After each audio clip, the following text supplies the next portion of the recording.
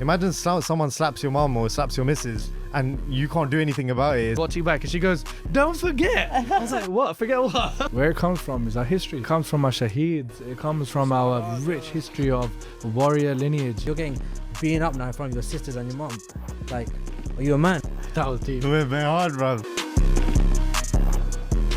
So welcome to the Sikh Warrior Project reaction series. We're going to be reacting to all sorts of videos from our own fight videos, you know, quotes out there about the warrior spirit, whack self-defense tutorials. We're going to be, you know, breaking them down and all sorts. So, you know, tune in for the episodes. This is our first one. Let's go. So let's get right into it. First one we're going to be looking at is the comp me and Arjun took part in recently. It was Arjun's first one, innit? Yeah. My first comp. Obviously, I didn't know what to expect going into it. Yeah. Had to be the expert, bro. He's like that. How many comps is it now? It's in terms of jiu-jitsu, like I've done a few like MMA ones. I've done 2 semi-pro MMA fights, but I've competed all my life, you know, ever since I was a kid. So like for me going into it, I actually didn't know what to expect. Proper nervous. Like you probably see in the vlog as well. Like I didn't know what to do, innit? I just went in, trained hard, did as much part as I could, and then that's it. Yeah. So like to talk us through the emotions like leading up. I know we're playing the fight now, but like leading up, like in the car, what sort of things were you doing prepping like that morning? That morning, I mean, it was like every other morning for me. I got up, I did my part, got ready for the comp, had breakfast. And then I was a bit worried about making weight, but Maharaj Kirpa made the weight. Questions wise, I mean, like in the car journey, we were all in the car together, weren't we? Chandi Diwar, man. Chandi Diwar, man. We were smashing the jobs. You felt the energy from... Yeah, 100%. I was feeling pumped. I was ready. I didn't have any nerves until I actually got to the place, to the gym, and then that's when it kicked in, seeing everybody there, and then seeing coach. I was just like, oh, this is getting real now. You know, then you're just like, oh god, I have to perform, I've got to win. And even though it's not all about the winning, it's about just the experience of you fighting, for me especially, innit? Well, when those thoughts do overwhelm me, I just start thinking, regardless of what it is, I have to perform at my best anyway. So whether that's the whole world watching or a few people watching, it's going to be the same thing. Even if it's just one person watching, I'm still going to deep it. I'm going to disappoint that person. So 100%. Really and truly, none of it should make a difference. So so you start off well on the feet with this guy. I mean, the first guy, he'd already competed before in gi. So he came in, he was ready, he was confident. He won 2 golds before, so he's very confident. He got gold in the gi as well. Strong guy. Look at his physique was crazy. I was quite like pumped. I was like snapping his head. I was looking at coach Sandip, and he was like, "Yo, really good snapping." Your head snaps were sending him flying. He's going flying. I mean, I think it's just an experience thing, because once you send him flying, at that point I should have shot. Charging with a single leg. I should have gone for it. That comes with experience. Lack of experience and the confidence. Like if I'd trained on Sundays MMA, I probably would have done it. 100%. Syncing it together is watching it back, you'll see, innit? And even coach said to me as well, like, there's a lot you could have done. But it is what it is. I think in the first match, like when I've competed before, you don't realize how gassed out you get. It's not like sparring. Like this guy's completely going for your head. The next match where you smashed it, bro. Tap man out, basically. So, just going into this match, obviously my morale was down. Losing the first match, I was just like, I don't want to do this, and I had to be you're fighting at the same time. So so I needed someone there in my corner. I only had my wife just watching me up. I can't get tapped out to this. You can't, sir. That's all I was hearing. The funniest one is in the video is watching back, and she goes, "Don't forget." I was like, "What? Forget what?" No, but bro, say that thing that she said to you before when you said she was doing your braids and stuff. Oh yeah. That was powerful. She was what she was trying to insinuate was basically, don't forget our history, innit? Don't forget the shaheeds. Don't forget when you're stepping on that mat. Like imagine back in the days when Guru Arjan Dev Ji was doing these akade and they were wrestling with all the things, and all the things were wrestling, and Guru Maharaj is just watching them, and they're laughing, they're smiling, watching their Singhs like fight, and the Singhs just want to be like winning, you know, like, and they want to show Maharaj that they're the best. We're powerful. So my wife gave me that talk before, and then she said it again when I was fighting, and it kind of like pumped me again. You know, I was feeling like, do you know what, I've got this, even though I was in the worst position ever. It's hard. Those voices help, man. They do 100%. Really, I'd think that they don't. Sometimes I feel what's I can do, but it does. Like that day, it helped. You said something, didn't you? You said you're like, just rip his arm. I said rip his arm. Like you had his arm. If he's not gonna tap, break his arm. Obviously, we condone breaking people, but sometimes in a competition, if the guy's not tapping, they would do it. That's their own fault. They would do it to you as well. And this is another thing about so Maharaj Kirpa, man. I got the Kimura. I just ripped it on that rod. Said I just wrestling. Literally, I didn't care if it hurt him at that moment. I just wanted to get something in it because I was so upset about my last fight. Yeah, so won in the Kimura. Then I ran back and Harvita's still fighting. Yeah. I didn't even hearing Raj's voice saying like, "Come on, don't give up." I saw you. I felt like he probably feels like he doesn't have anyone with him right now. Yeah. I just want to give him that one voice to say, "We're watching you. You can do that. You can do something. Yeah. Even if you don't win, you could do fight to right to the end." The first comp, you're not expected to get any wins. Yeah, But that's crazy. That, like, you got to win. You got a medal. That's insane. Motto's good. But you know, like even coach said it to me as well. He's like, "Don't worry. Like, it's not about you winning. And then no one's gonna judge you." Jamal said it as well. It's not about you winning. Just go for the experience. Such a big thing. Being such a big thing anyway. It meant a lot to me just knowing that as well. Yeah. Like, you know, no one's judging you. It's not gonna affect you in any way. Yeah. It meant a lot. We look at it like a UFC title fight. You know? Of course, you. In our own heads, Hannah. So I was in a higher weight class for this competition, a lot higher. Like I normally compete at 70, and I just thought, you know what, we just fight at a higher weight class instead of doing all this like cutting and stuff. I was like, this guy's so dominant right now. Yeah. You were on top of him Yeah. since that takedown. Even the wrestling, you were crazy, man. It was such a dominant start. The takedown was beautiful. Beautiful. It was so technical. And then he was making it look easy. Like the way you're controlling him on the ground as well, and side control. He's not able to get out. Like you're pinning him and you're trying to advance as well to attacks. Then I think I like turned him up there, and then he got me in an armbar. Got out of that. I can't believe you got out of this You armbar. rolled out that. That armbar, to me, it looked like you have to tap or he's going to break your arm. Yeah. And you did some crazy roll. And I was like, what the hell? So I managed to get him on his, Some nice fighting spirit at the end there. but then he did a nice little butt fly. He's good. Like, this guy is good. He's experienced. He's competed quite a few times as well. He knew how to get the points. He knew what. Yeah. In competition, one mistake can cost you the whole match. Yep. And like that's what you see here. Like you were completely dominant. Sometimes these things happen. 100%. And you know what? We have to be critical as well. Could I do more in camp? I felt like I was training 6 days a week. I was going on runs. I could have done more HIIT training. You know, I could have done more like sprints, uphill sprints, things like these. You know, you could always do more. Could have drank more water through the camp. All these little which I'll look at and I'll improve on next time if there is a next time. So yeah, I didn't even want to do this fight. I was like bronze. Oh, you had the same thing as me, innit? For a gold or a silver, yeah. Never had to be in like a bronze match like this. But I thought it has to happen. I was looking him in the eyes and I was like, "You are not taking this away from me." I'll walk over in the middle, and I feel like I was in his head. And then he made it was a sloppy takedown straight away, just killer instinct. And You got the submission so quick though. yeah, did a nice little So quick. That was sick. as you can hear, it just came out. I was like, you got all your guts out from being angry at the ref and all that stuff. Couldn't hold it. Everyone was just so proud of you. Like even coach was just like, wow. Coach was like, one thing that actually made me feel better about that day. I wouldn't have been like satisfied with the bronze, but he said to me that was as good as a win for him watching that. Wow. I was like, whoa. I was like, okay. Like, fair enough, innit? He understands. Obviously, the way coach sees things is so different to us. Like Yeah. he knows everything you're doing and like all the small intricacies of what you're doing, and he knows all the reasons why things didn't go your way in the first match. Yeah. But he also saw how dominant you were prior to that. So Yeah, exactly. coach makes the most informed. They make the most Sorry, informed just decision. whacked on my mic for no reason. Coach is always right. Coach is right. Yeah, exactly. I think coming back from a loss is the hardest thing. So, Yeah, and For me, that was the hardest thing to do, to like battle those, yeah. you know, like just giving up, those Yeah. thoughts like that. And even like you heard about my finished submission and then you got a bit pumped. Oh, as well. bro. When he came, I was like, "What? Have you done your match?" He said, "Yeah." This guy's so humble. He didn't even say, "Oh yeah, I won." He said, "Yeah, I done it." I was like, "What? Did you win?" He said, "Yeah, I tapped him out." I was like, "Oh, that changed me. My muscles, I was so fatigued. I was still like cooling down, and I was like, bro, I was so happy, and that pumped me up. 100%. Mara good, but good day regardless. Wicked day. It was a great day. How did you feel after your fight though? I was relieved. After this one, I was relieved. I was like, "Jal, bittersweet, you know, bittersweet." I wanted the gold, but it's fine. You know what I'll never understand? Why is it 99% of Sinks have super strength? It's true.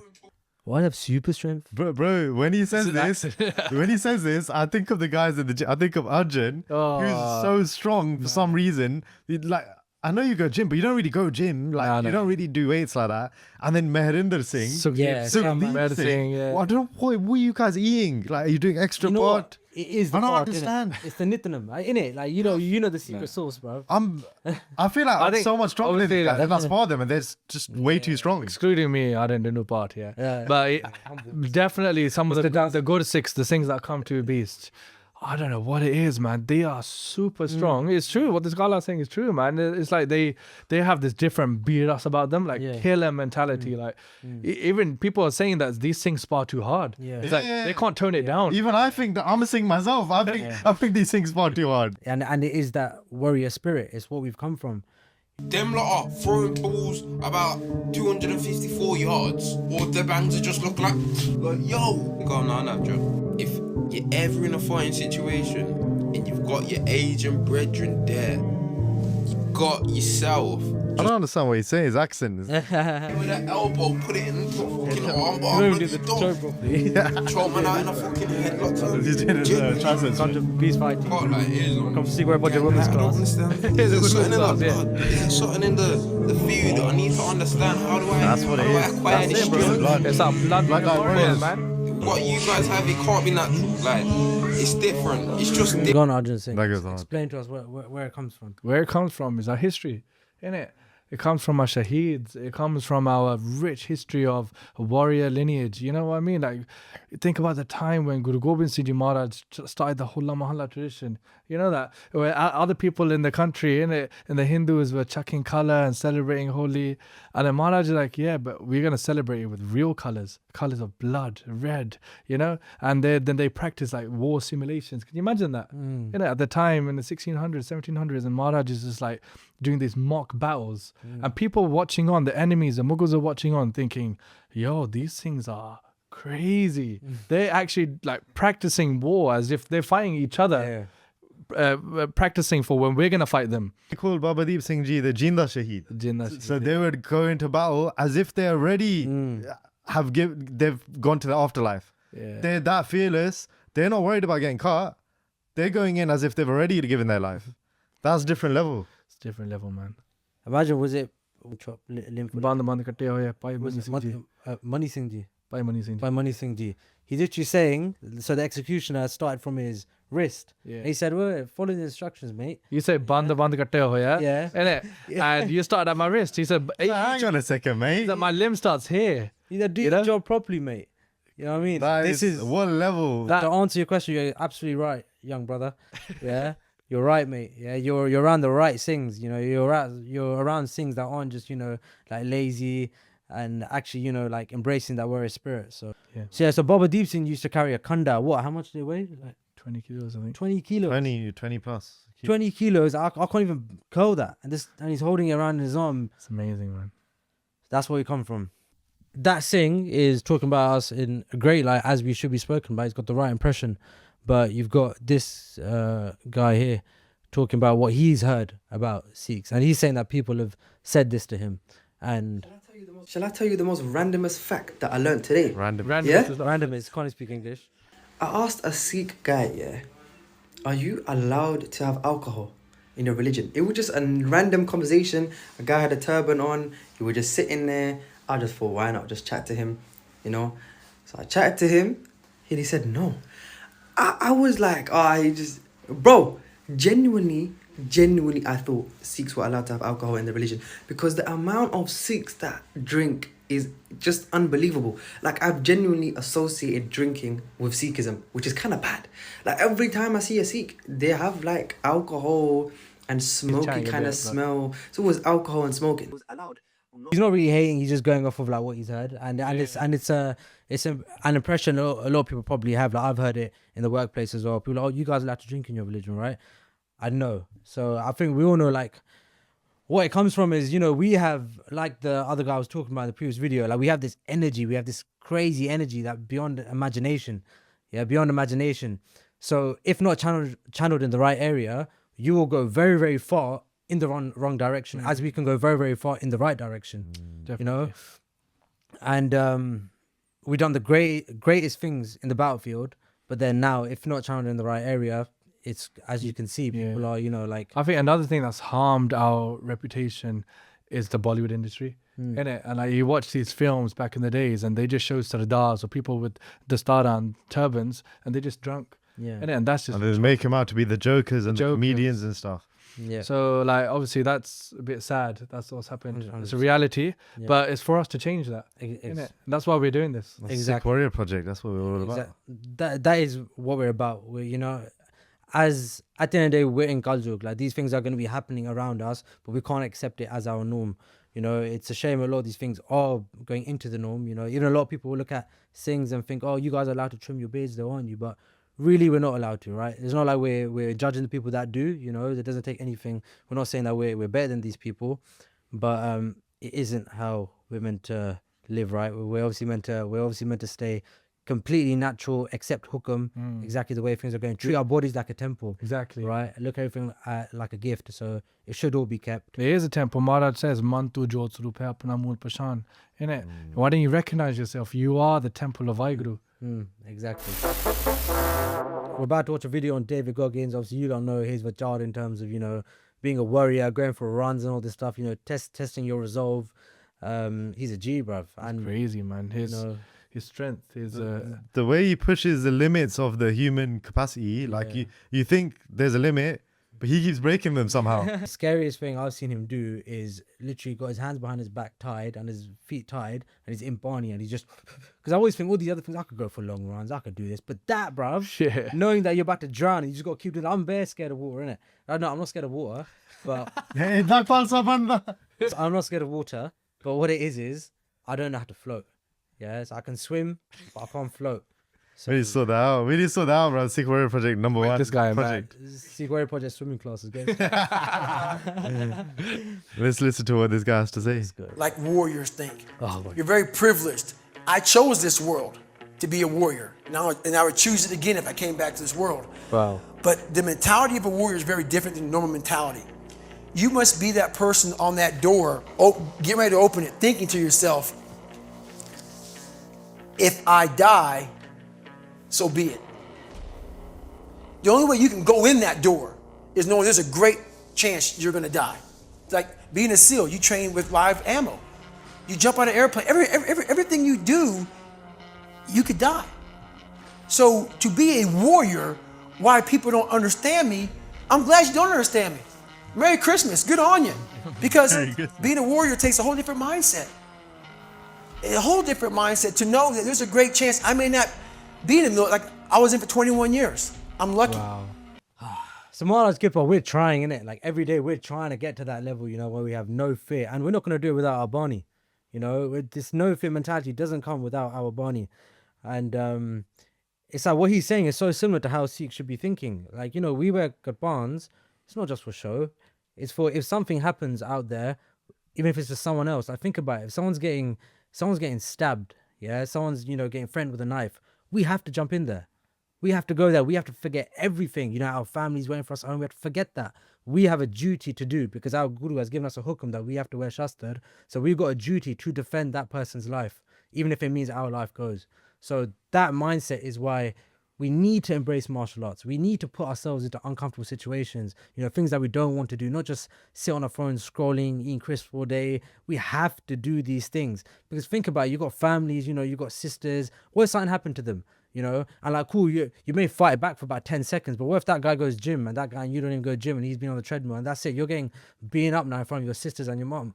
Like, are you a man? So That was deep. It went very hard, bro. That was so hard. So The biggest thing martial arts does is it makes you comfortable in situations that are very uncomfortable. And like getting used to that scenario helps you so much in these real life situations. It's necessary. It's like what you're saying. Like imagine someone slaps your mom or slaps your missus and you can't do anything about it. It's so weird. It's like, how can you live your life being comfortable that there's someone out there who's faster than me, stronger than me, more skilled than me, and they can do whatever they want right now, and I can do nothing to stop them. Yeah. Don't you feel so vulnerable? How do you live your life? How do you walk down the street and feel comfortable and confident? I don't understand that. But 99% of men and women, or whatever, they do this for some reason. Why is that accepted? shall I tell you guys a secret? In the Gurbani, Maharaj tells us a trick how to conquer your fear. And what he's talking about is very high level. Like this is pushing yourself through the limits again and again to get to this level. David Goggins is crazy. But a quick trick, like not a quick trick, obviously it takes time. How Maharaj teaches us to do this is they say, Tras vite jama pantaki, jas beseman now. And basically they're saying that that person whose heart is filled with the name of Vaheguru, they won't have any fear on the path of death. Oh, They won't have that fear. that's deep, man. This is from Maharaj, who actually showed this. He showed us that when you jap Naam, when you recite Bani, you don't feel pain. If you look a bit further on in the Gurbani Pankti, like there's so many gems in it. Like the whole of Gurbani is just it's a jewel in it. It's a Treasure It's a chest. treasure chest, yeah. gift. So when you're reading it, you're just learning, and it's like you're getting so much from it, so much value from it. And there's one pankti in the same Shabad, Maharaj says, Tahu sangna tanchale grih joban nahraj. Neither wealth, nor your household, your youth, no power is going to go along with you in the end. Santa sang simrit raho, eh hai tuhara kaj. So in the society of the saints, in the Sangat, in the company of saints and good Sikhs and Sikhs that are meditate on Vaheguru and meditate on the one Lord, this is the only thing that's going to be of use to you. All right, so this one is about Spartans versus Sikh warriors. Oh, okay. I haven't seen this. Who would win in a fight to the death? A Spartan warrior or a Sikh warrior? Sea warrior. Come on, bro. When you've Even made your first for me. decision, please let's vote It's in the around poll 65 right here. cents, it'd be scary. Also, let me know in the See what comments mate. why you picked your decision. I want you to take into consideration the armour used and the weapons used. For this one-on-one battle, the weapons used are this. The Spartans have a sword known as a kopis sword. It's around 65 centimetres long and it's single blade. The Sikh warrior has a double-edged blade known as a kanda, and it's around 95 centimetres long. It's also made of steel. For protection, both warriors have a circular steel shield. And the armour protection is this. The Spartans have bronze armour covering the chest and back and the head, also bronze shin guards and bronze forearm guards. The Sikh warrior... Bro, if you're going purely based on warriors, forget the armor, forget the weapons. Think about Chamkaur di Gadi when Guru Gobind Singh Ji had an army of 40 Singhs and they battled 10 million Mughal warriors. Yeah, warriors who were born and bred to fight. Yeah, these guys were like, they were wrestlers. They were the best mercenaries in the whole of India at the time. And they came to kind of destroy Guru Gobind Singh Ji and his army of 40. Bro, there's countless stories like this where we've been outnumbered. And if you type in on Wikipedia, Bota Singh and Pagarja Singh, it was 2 of them against 100. Wow. I think there's more. Yeah, like it says something like So that. Bad many of number, these. 2 of them against 100, and they literally, and it says how many casualties were there, and it says 100 of them. And these are what happened? Did they get shaheed in that? They got shaheed, but like at the end of the day, they were 2 Sikhs alone. Yeah, at the time where there was only a handful of Sikh warriors left. Yeah, In the jungles, and they didn't have no weapons. They had a sota, I think, just a little what do you call it, stick, like a little stick with them, and they were mashing up these soldiers. yeah. And these are they invited it. They literally went there and said, "We're gonna start taxing people to enter the village." It's not even. It wasn't like this is Casa Raj now. They put a flag there. This is Casa Raj. Pay us if you want to get in. And it was all that they probably knew what was gonna happen in the end. They knew that they were going to 100%. be made shaheed. They knew, there's only so many people that they can fight. They're going against a whole kingdom at the end of the day. It's like, but come, like we're still alive. I'll tell you the difference. You've seen 300, yeah? Yeah. So you got Spartan warriors in there. They all get murked with the arrows at the end, don't they? Mm. Yeah, in one of I think the first film. Yeah, they all get murked. They don't get up. By Bota Singh, by Garja Singh, these lot are getting shot by muskets, rifles. They're getting shot. They're getting slashed by swords, trampled on by horses.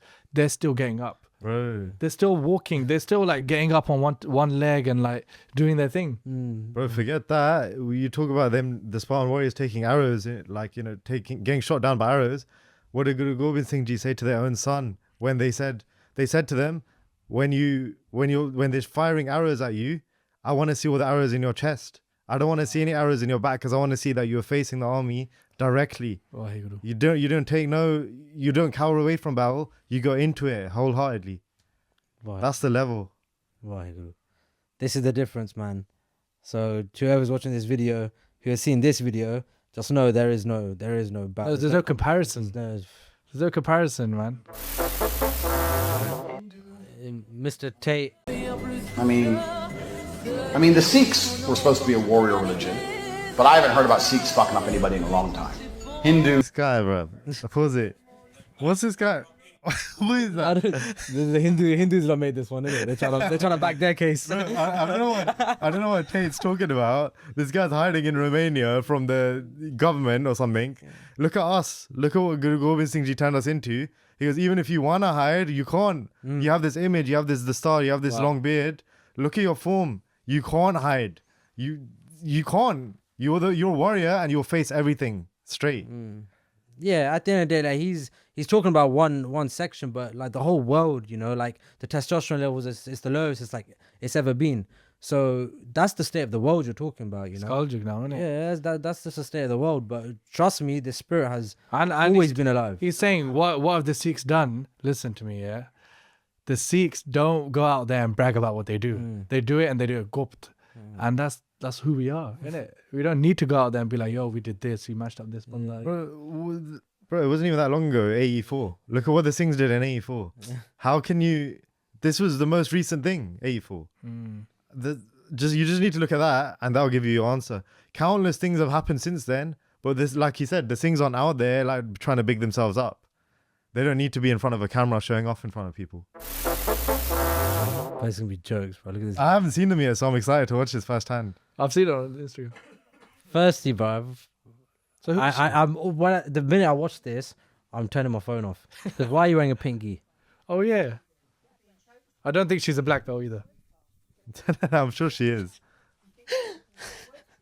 Did she just shrug her arm away? She went. What? What the hell? Look at the. That will never work. That's impossible. You know what? If someone's standing there lifeless and they just got their arm like this, then okay, maybe it'll work, but that would never work on someone who's actually trying to choke you or do some harm to you. I might try this in class. Imagine someone's attacking. One sec. Yeah, let's do this one. Being strangled, this is what you do. Defend yourself, attack, chop, play, in real time. What the? I really hope she's joking, innit? Because, like, imagine someone's actually looking at this and be like, okay, I'm going to try this. And you just get, like, and then next thing you know, you're dead. You know? So, we will be showing a lot of self-defense reels now. And they'll be addressing this bakwas that she's shown. So don't worry about it. Don't watch this stuff. Where's my man? I think this is the. Oh, Someone put your choke like this here and like this, and then choke me. You go problem. So here choke, chin, grab the hand, more like grab the it. nut, that would hand here. probably work. That's grab more the, like yeah, it. I mean the That's, grab I the love it.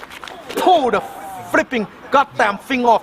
Then release the arm here, elbow to the body like this, grab the arm here, then come back. Now we're in this position, okay? Now we're in this position, he's gonna have problem. Why? Because I'm gonna be underneath here, I'm gonna choke neck off. Mr. Wong, I used to watch his videos growing up, bro. This guy is a menace. I think he's trying to make it a joke, but the stuff's legit. Legit. Like, That's if it. someone chokes you, just grab it, man.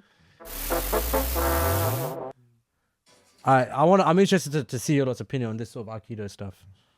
I don't know. Okay, I've heard of that. What is it?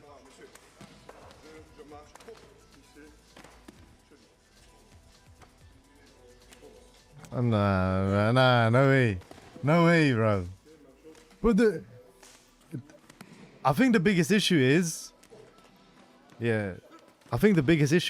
these people he's doing it to, they're just standing there with their hands down. There's in real life, you're never gonna be in that scenario. Someone's gonna be like, not right in front of you. They're gonna have their hands up. They're gonna have like maybe a weapon in their hand. They're not gonna just be standing there like that. And then when you go to do something to them, they're not just gonna let you do it. They're gonna show some resistance. Yeah. So I don't think things like If this was would done ever in a work. sparring format and it worked, then I'd believe it. But Yeah, nah, I understand. Same thing. My dad does this stuff. Like, actually, he loves it. I love your dad, but you gotta tell him to just join us, bro.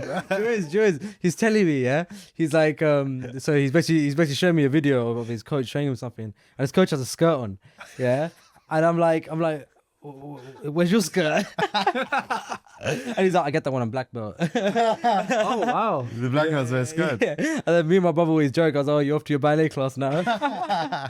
I've seen a couple of reels and the guy just goes flying. It's like, Yeah, like literally. But you know what? I'm gonna You know, dumb ones. Like, it's like ghosts. Like, I ain't seen ghosts, but like, do I believe it? Do I not? Like, I'm not gonna say I don't believe it. Aliens. I don't see oxygen. I don't believe in it. Yeah. That's you.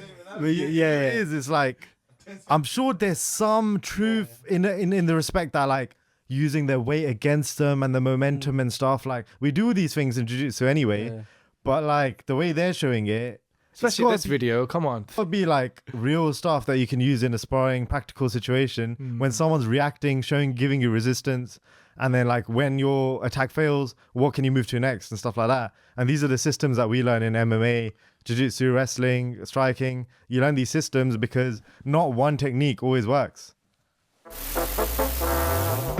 Okay, fingers in.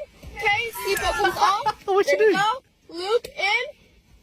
Okay, now with my other hand, I'm gonna kick the seat back and I'm gonna open the seat. I'm gonna open the door. Okay, 3, 2, 1. All the way down. I'm out, and I can escape freely. What's this okay? bit? What's this? The guy tries it out. 2 fingers. 2 fingers. I knew it. Fingers. Wait. 2 fingers. What's this?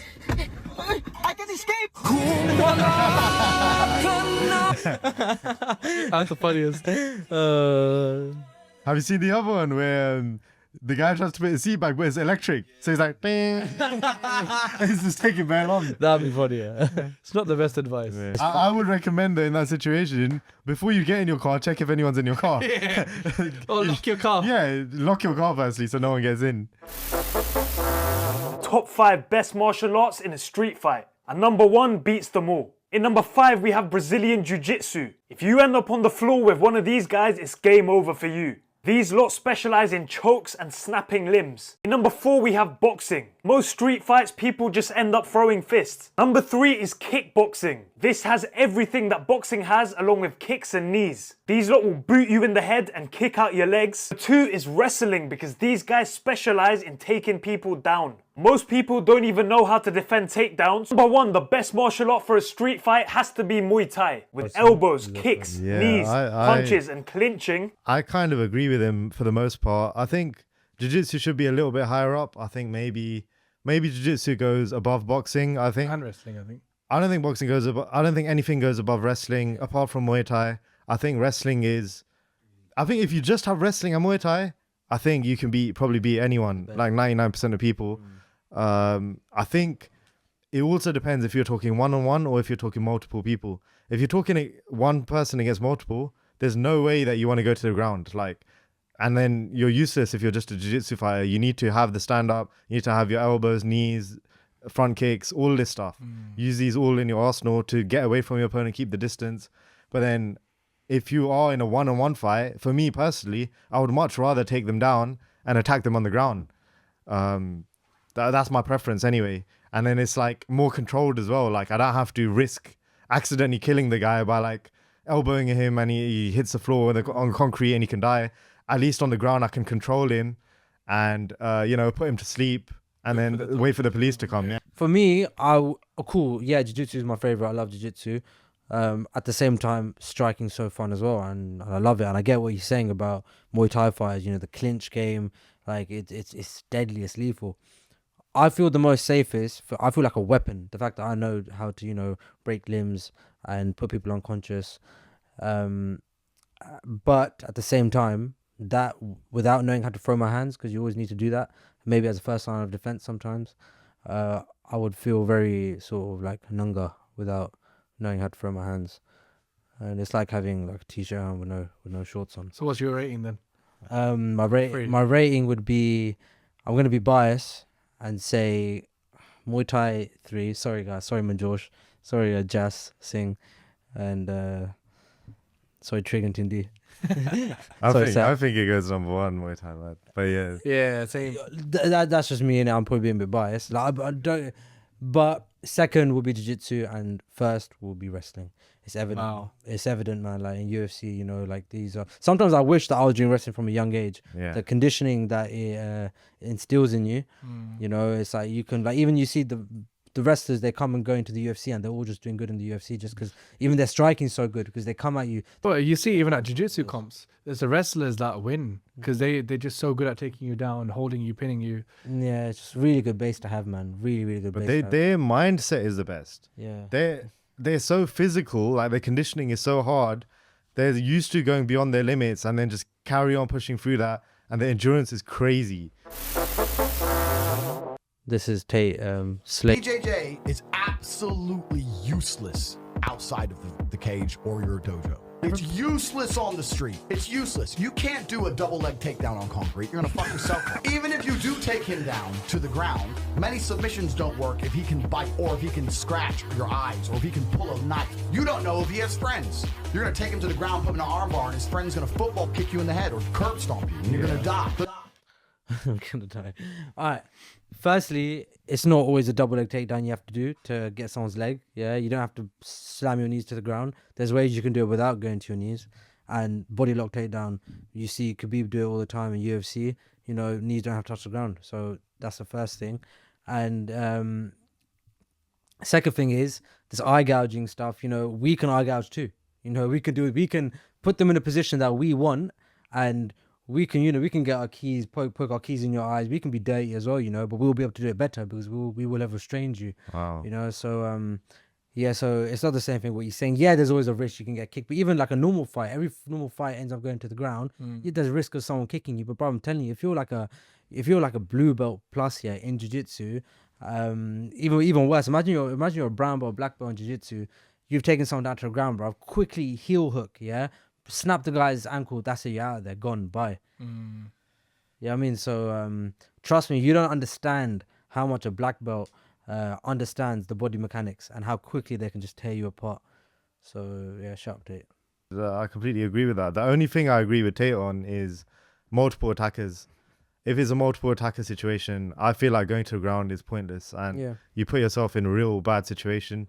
But if it's one-on-one, being on the ground as a jiu-jitsu fighter is like the best thing you can do.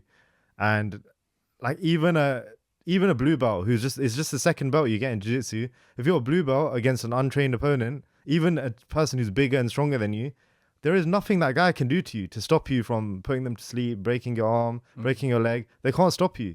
And the best advice is don't get into street fights. And avoid it. Of course, if someone wants to fight you, someone's got a weapon, just walk away from it. That's it, guys. Stay tuned. Please like, comment, subscribe, support us on this journey. You know, we're just trying to empower people, remind everyone where we come from. So yeah, join this journey with us of, you know, fulfilling both sides of Sikhi, the saint and soldier. Stay tuned. We've got a lot of vlogs coming out soon. Follow us on Instagram, TikTok and YouTube. That's it. Catch you lot soon. Thank you. Waheguru Ji Ka Khalsa, Waheguru Ji Ki Fateh.